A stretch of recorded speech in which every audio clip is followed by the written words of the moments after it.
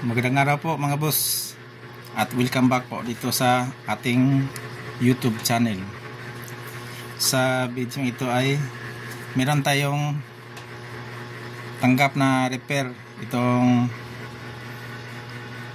DB Audio na integrated amplifier. Yung model po niya ay ito, EQ Amp -506-12-BT. Yan po, DB Audio po yung kanyang brand. Professional amplifier, equalizer, mixer. Yan. At meron siyang nakalagay dito na 1200 watts power output.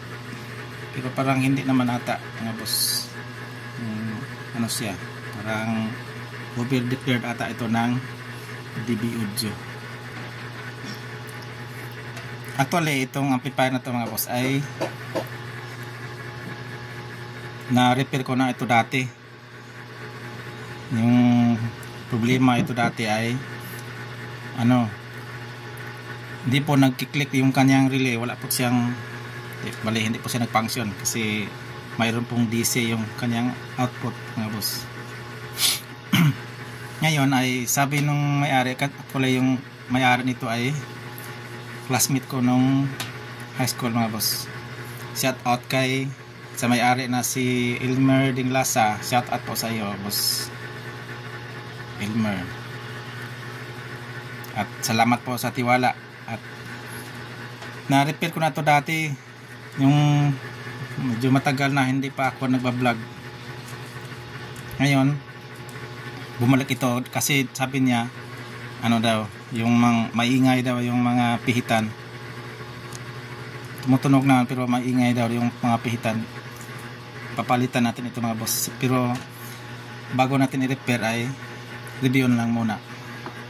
Itong mga pihitan man yung dalawang na mga knobs na kulang. Hindi ko alam kung kulang ba to talaga or nahulog to sa pagkarga kahapon sa motor. Palitan na lang natin ito mga boss. Meron naman itong available. Ito yung review niya mga boss. Meron na po siyang Bluetooth. Meron siyang equalizer dito sa gitna, left and right na equalizer. Yan. Speaker output na selector. Yan. Off, A, B, saka A plus B. Yan. Tuning. Si mayroon tong FM mga boss. Yan po, power switch, dalawang mic input, saka yung mga pihitan sa mic adjustment niya, mic 1, mic 2, mic mixer, echo, treble, bass, saka balance, input selector. Pero pa siyang equalizer selector, EQ selector, subwoofer out, MFM. Yan. Meron pa siyang MFM. Yan. Function din niya MFM. Yan po yung kanyang selector. DVD, CD, tape, auxiliary. Yan, tuner, MP3. Saka ito yung kanyang master volume ng kanyang amplifier. Po yung kabuuan ng harap niya mga boss. At saka punta po tayo sa likod. Ito may indicator siya na EQ indicator. Yan, EQ indicator. Kung mayroon siyang bypass kasi mayroon siyang selector. Pag bypass itong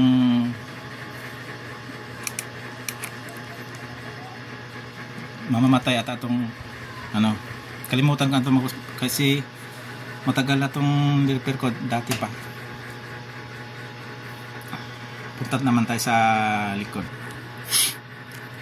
Ito po yung likod niya mga boss. Meron talaga siyang AM. Yan.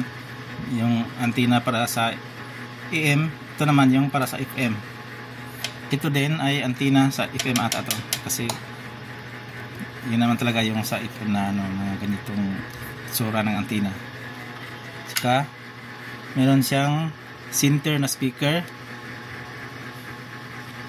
surround right, surround left.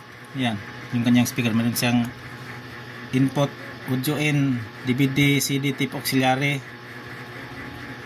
Ito yung kanyang in-out sa kanyang amplifier, saka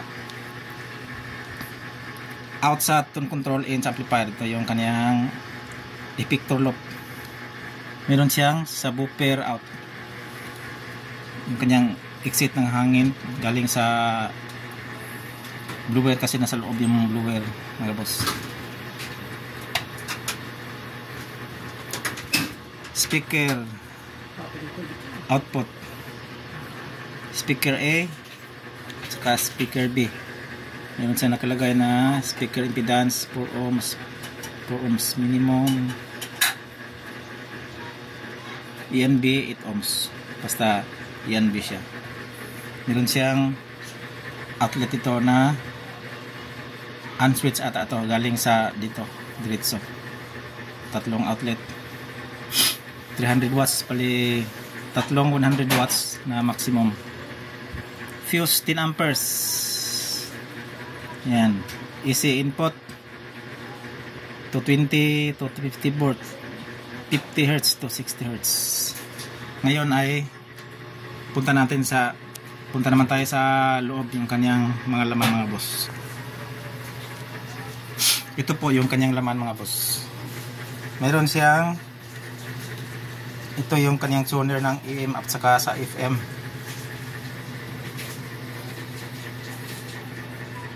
Dito ata yung Bluetooth na module. Yung kanyang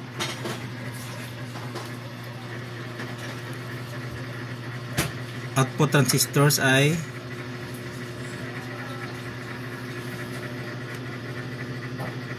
C5198 at saka E19,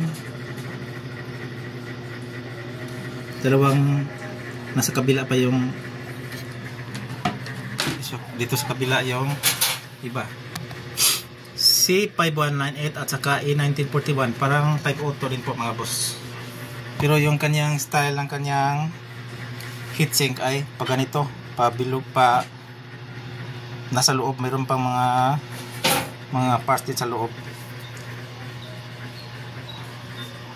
Ito yung kanyang pinaka relay, saka yung kanyang capacitor na main filter capacitor ay yan, ilawan po natin, 6,800 volts, 6,800 microfarad, 63 volts, dalawa po mga boss. At saka yung mayroon siyang diode na naka-bridge parallel ata yan kasi magkatabi. At saka yung kanyang power supply transformer ay meron siyang 035 para sa main power amp, main supply ng kanyang amplifier. At saka mayroong 014 para sa mga ibang sinusuplayan, yung tone control, yung kanyang mga equalizer at saka yung iba mga boss. Dito yung kanyang, ito yung main volume, ito yung mga, meron siyang mga switch dito, ganyan. Dito, ito yung board ng kanyang equalizer. Ayan po. Meron siyang blower dito sa loob, papunta doon sa labas yung kanyang hangin. Kaya yung mga pisa din sa loob ay nadudumihan kasi pag ganito yung style ng kanyang heatsink, nasa loob pa yung ibang mga piyesa mga boss. Okay, hanggang dito na lang siguro itong review natin mga boss. At itong yung repair naman natin ay lilinisan po muna natin ito pag repair kasi masyadong marumi. Pero hindi natin hugasan, yun, linisan lang. Mayroon tayong ipadaanin natin ng malakas na blower para tapos brush natin para malinis bago natin i-repair. Yung repair naman nito ay upload din natin dito sa channel na to mga boss. Si-share ko din sa inyo. Dito na lang po itong review natin dito sa DB Audio na EQ Amp 50612-BT. At hanggang sa muli, thank you very much and God bless po sa ating lahat.